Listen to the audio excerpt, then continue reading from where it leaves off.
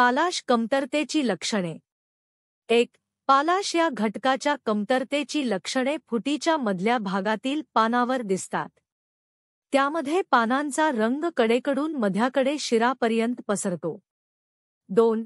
पानाच्या कडावर लालसर तपकिरी डाग पडून कडा बळतात व खालच्या किंवा वरच्या बाजूस वळतात.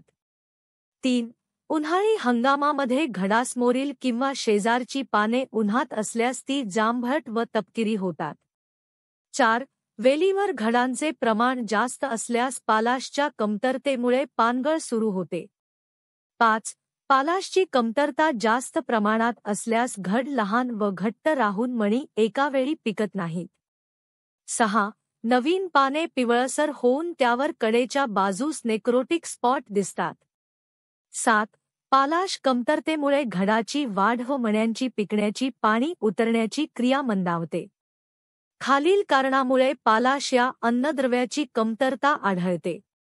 1. पाण्याचा जास्त प्रमाणात निचरा होणाऱ्या जमिनी. 2. वेलीवरची फार अधिक प्रमाणात फळधारणा तसेच कमी पाऊसमान किंवा अपुरा पाणीपुरवठा अशा परिस्थितीत पालाशची कमतरता निर्माण होऊ शकते. पालाश या अन्नद्रव्याची कमतरता खालील प्रकारे दूर करता येईल.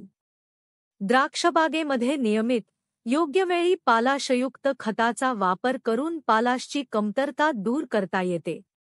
द्राक्ष पिकास म्युरेट ऑफ पोटॅश किंवा सल्फेट ऑफ पोटॅश इत्यादी खते वापरतात. यामध्ये म्युरेट ऑफ पोटॅश द्राक्ष पिकास काही प्रमाणात हानिकारक ठरते. एडलबॉर 1966 यांनी व्हिएन्ना येथे माती विना शेती त्यालाच सोल्युशन कल्चर असे म्हणतात.